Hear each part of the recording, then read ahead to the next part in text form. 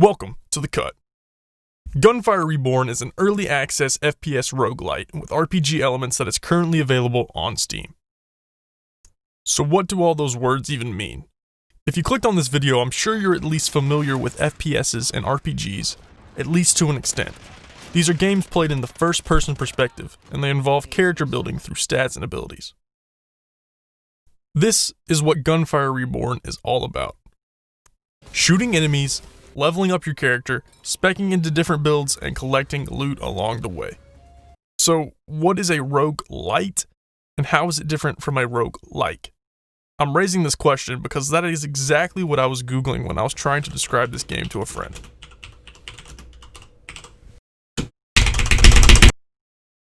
So time for a little history lesson, even though I know you didn't ask for it. To keep things brief, the first roguelike game was released in 1980 with the name Rogue. I know. The game was originally text-based and used only ASCII characters to indicate your character, the dungeon you were exploring, as well as the monsters you faced on the way to retrieve the Amulet of Yendor. The game's use of randomly generated dungeon rooms proved to be popular and spawned an entire new video game genre, imaginatively titled roguelikes. That leads us back to the original question of what is a roguelite. Basically, it is a roguelike, but not as harsh, meaning progression is carried on after death, or a run as it's typically called. This progression is different from game to game, but in the case of Gunfire Reborn, you upgrade your abilities and skills with the soul essence you collect throughout your run after you've made it to the end or died. However, that is all you keep after death. So all the weapons you collected along the way disappear along with all the run-specific ascension abilities that you have specced into. Not only do you pick up new items and abilities in each run, but the map itself changes. For each of the 3 sections currently in the game, there are a number of paths that the game randomly selects. This breaks up the flow just enough where you can become familiar with the different areas, but it doesn't get stale as they are thrown at you in a random order each time. This mechanic is what makes this game and others in the genre so replayable. Right now, there are 3 stages to a run, and at the end of each stage, there is a boss. Each of these stages has their own unique theme, as well as a set of enemies themed to the area. The first section is known as the Underground Tombs. Here, the majority of the enemies are terracotta soldiers that have come back to life. And this is your typical dungeon-type area, with dark corridors and torches lighting up the way.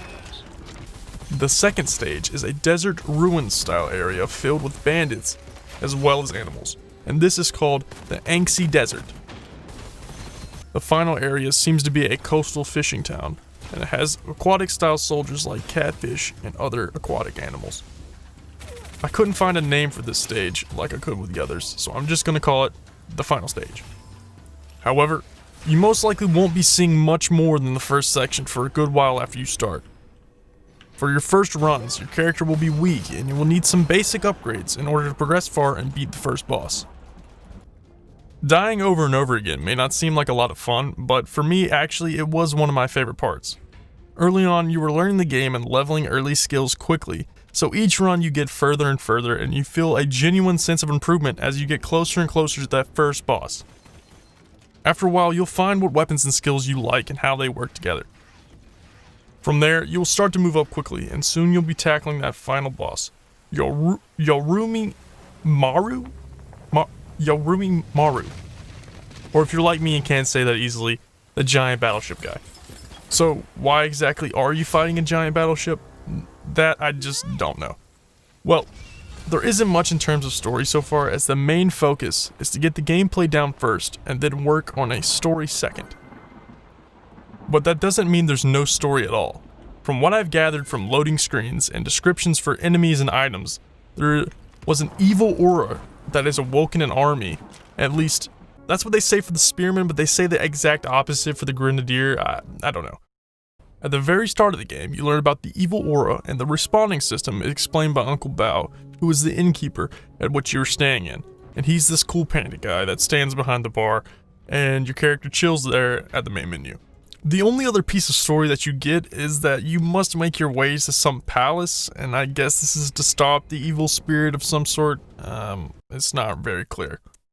As for the playable characters, there are 3 currently, and each have their own base stats and abilities. The character you play as first, and who was unlocked from the start of the game, is the cat character known as the Crown Prince. He specializes in elemental damage, and his abilities play off this heavily. The second character is a dog known as Owlbai, and their specialty is guns and explosives. The final character is a bird, and I believe he is known as Xing Yan. He is the most unique of the 3 characters, and his abilities focus on close range fighting and staying close to the enemy. Another unique aspect is their lack of a shield. Instead of being able to hide in a corner and waiting for your shield to recharge over time, they instead have armor that doesn't replenish, and instead they have to use their primary ability to strike an enemy, and then that recharges their armor. So, if you couldn't already tell from the clips I've shown, the game does take heavy inspiration from other big games, and honestly, they come together quite nicely. The most common comparison that I've seen with this game is Borderlands, and I do have to agree. The game does look pretty similar, and this is actually why I decided to try the game out in the first place.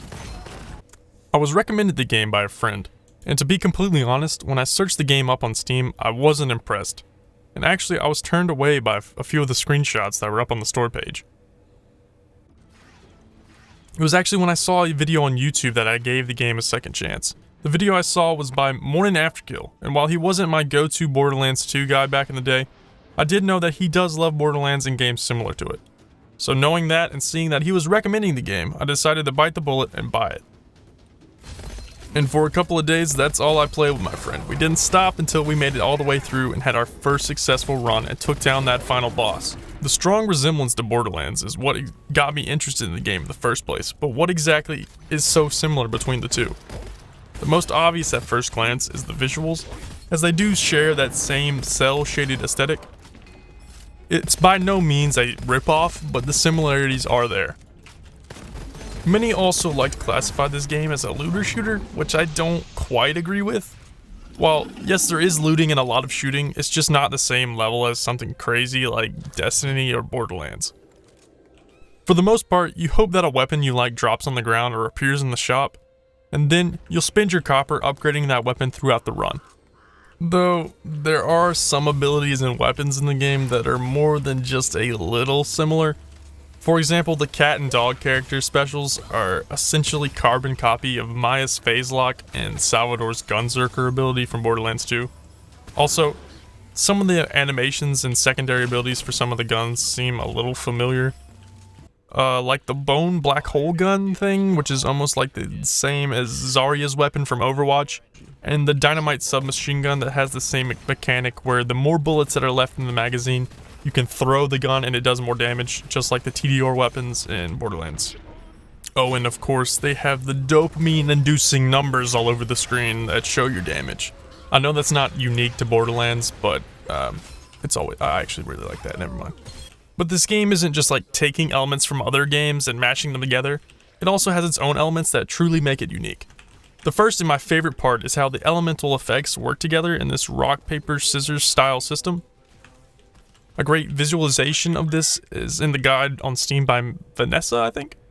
If you're interested, the guide goes into great detail on how the fusions work together and what each of them do. But this simple mechanic makes elemental guns so much more entertaining to use, and with a little coordination with a teammate, you can pull off some pretty sick combos. Overall, this adds to the gunplay in a simple way, but at the same time gives the game much more depth. The second thing that really sets this game apart is the Occult Scrolls. These are rare item drops that you can pick up, and they do a number of things such as a simple stat change to completely changing how you go about your run. These scrolls can also be found in secret bonus rooms called vaults. I wonder where I've heard that one before. But these are simply extra rooms that have some sort of challenge, and after you beat it, you're rewarded with an occult scroll. And some rooms actually have a second scroll that you can find or go out of your way for. These are often like parkour challenges that you have to complete in a certain amount of time to get the bonus. I've seen a lot of people hating on these sections as they find them challenging, but I actually enjoy them quite a bit.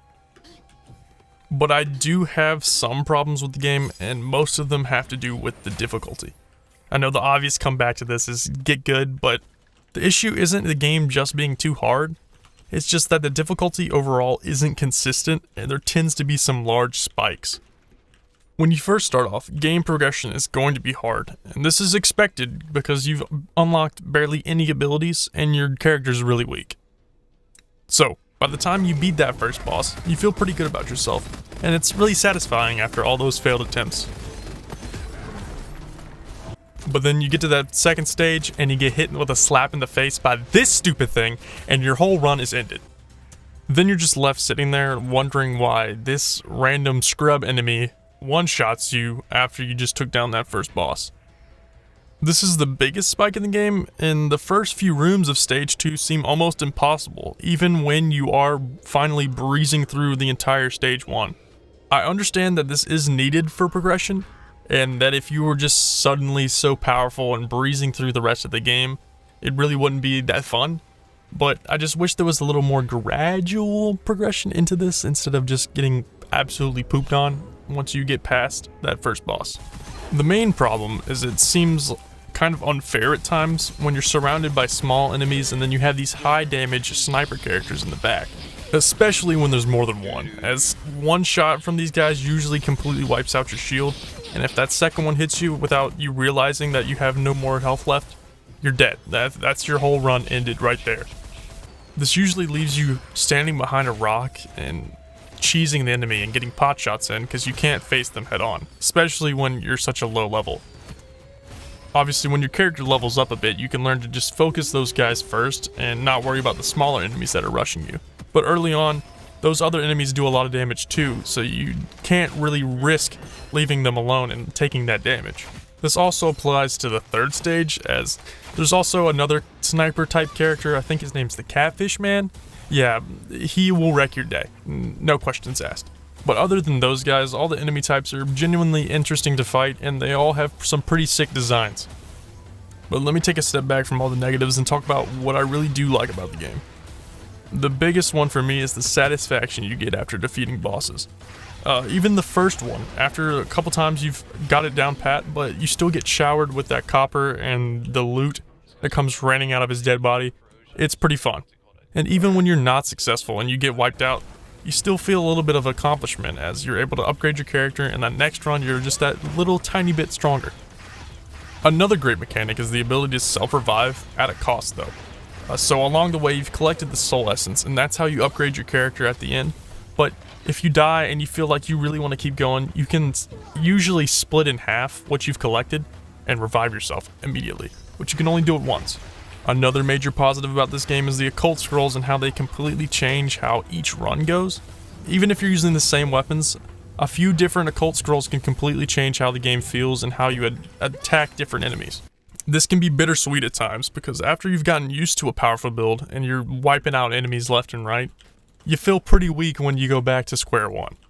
Sometimes you'll even pick up a really good scroll and then contemplate completely switching your entire build around right before you get to the first boss. So you drop all your weapons and then start upgrading another one which will synergize better with that scroll you just picked up.